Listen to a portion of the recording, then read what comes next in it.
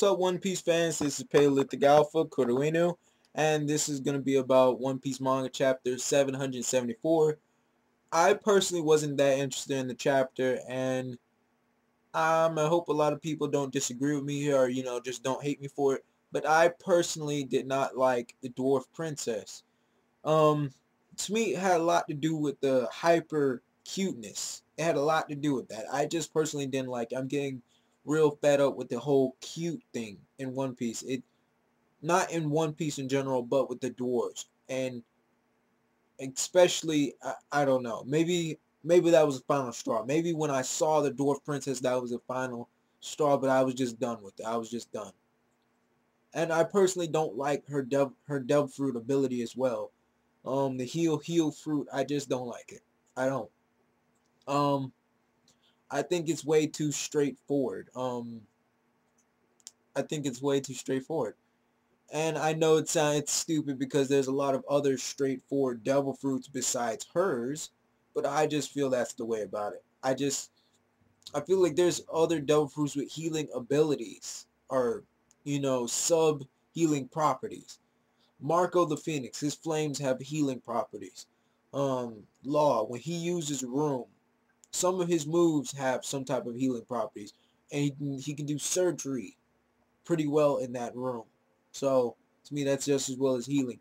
Um, I I like the fact that it's direct. Then I also kind of hate it, but it's just how I feel about it. I also have a question. I'm not a question, not like you guys can answer. But to me, I also wonder to what extent can she heal? Because Zorro was pretty confident with those 3 or 4 teardrops that she would be able to heal the rest of them. She was pretty confident that they would just come back and they'll be in fighting condition and they would turn the tides of battle, which I believe that possibly would have happened. But also she's pretty confident. I mean, also the henchman was pretty confident that with the princess's ability, they could keep on fighting forever. They could keep on having these rounds. They could have rounds back to back to back to back, and that's what makes me curious.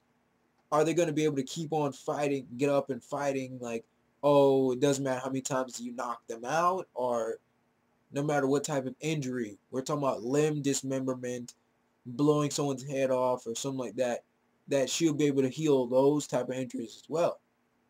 And if that is the case, that she can heal dismembered limbs and blown off heads and whatnot, grievous injuries, then I feel, and I'm going to predict this, that Law, well, not predict, hope that's going to happen, but I feel that she will heal Law, that she will fix his arm and help him reattach it or whatever if he doesn't use the room and fix himself. But to me personally, I feel with one arm or with his arm cut off, Law's functioning in room will kind of decrease because some of those moves he needed 2 hands to do. Counter shock needed 2 hands.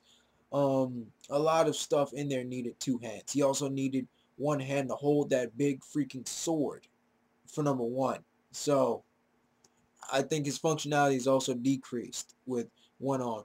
But he wasn't in this chapter, so I can't talk about that. But also I have some issues with Diamante. I like the fact that Kairos is gonna fight him now with no restraints here, not worrying about Rebecca. Because to me, Rebecca is she's just a chain. She's just been a weight, just been an unnecessary weight to me in this whole thing. She's just been unnecessary weight. She can't fight worth for two. She can't fight worth for 2 cents. The only good thing that she has is dodging. That's all she has. And to me, that's very subpar as well. Seeing as she barely dodged Hakuba's attack. But since Kairos can go all out without worrying about Rebecca, I seriously feel he's gonna one-shot Diamante. He's gonna one-shot him like he did fake Doflamingo. He decapitated him one shot out of anger. He's gonna do the same thing to Diamante. Maybe not decapitation, but he's gonna one-shot him. But also with Diamante, my issues with him is He's just, to me, he's not strong enough. He's just not strong enough. His ability, I know the flutter fruit, it's pretty cool. The way what it does is pretty cool, but I don't think he's using it good enough. And to me personally, he isn't strong enough to beat Kairos. I mean, yeah, he has double fruit ability, but to me, Kairos is still gonna wipe the floor here. Um, I don't think Pika is strong either. Pika is strong to anyone but Zorro. I believe that, to anyone but Zorro, because Pika's only good thing about him is he can fuse with the stone. He can manipulate and everything, become a giant stone golem. But to someone like Zorro, this is merely cutting practice. He's literally just cutting the crap out of Pika over and over and over and over. And to me, it just shows how Pika is just weak right now. It just shows how weak he is. And I think it's also like the matchup, because Zorro has already cut through steel. He's already cut through steel pre-time skip.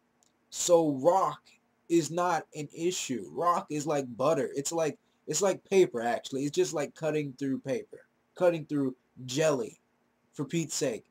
And is, to me, for Pika to even actually be able to do anything with Zorro, it's just basically a stamina battle. It's just a stamina battle to see how long Zorro can keep cutting up rocks until he gets tired. But the only person I think is truly strong is Treble. I mean, besides his Logia Double Fruit, the dude is pretty beast in using it. He can fling a drop that just a bullet of it, and it's so powerful it creates an explosion. He's fast. He can also fling a freaking ship. The dude almost created a snot sword. I'm not even sure if that would have been able to do any damage, but the dude is powerful. He's powerful, and he's evil. I believe he's fucking evil, because a lot of people have mentioned this in one of the chapters before this. He in the flashback, he told Doflamingo that he can give him power for revenge.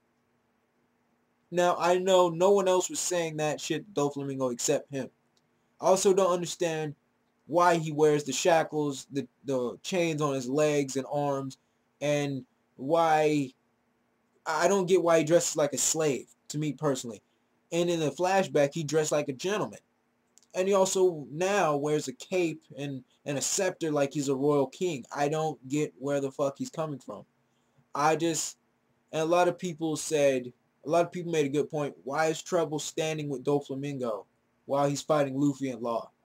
I mean, to me, it wasn't even like, it wasn't standing like, oh, I'm going to help you in this fight. It was standing more so like the master standing by the student. And I feel Treble has a deeper role. Maybe not, but it's a deeper role. He has definitely influenced Doflamingo to be a bad person. I feel that is the truth. And I'm not sure what power he gave him. I'm not sure if he gave him some training or whatever. But I just feel Treble has a bad side on him. With Bartolomeo, I was surprised by his kindness of letting the henchman carry Gladius away. Because this is Bartolomeo. The dude has cut off people's tongues for talking bad about Luffy. And this is the enemy that that's pretty much siding with Doflamingo, who wants to destroy Luffy. So for him to let him walk away, to me, is honorable.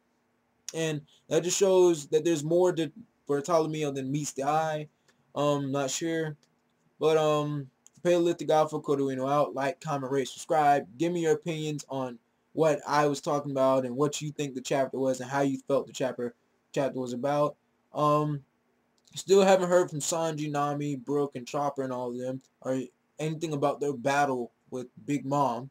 But I think at the end of the arc with Doflamingo, after either he's been defeated or he runs away or something like that, Luffy's gonna get the news that Big Mom has captured them, and we're gonna go right into the Big Mom arc, or we're gonna get into another arc about getting closer to Big Mom. But that's my prediction. You guys tell me what you think. Like, comment, rate, subscribe. I'm out.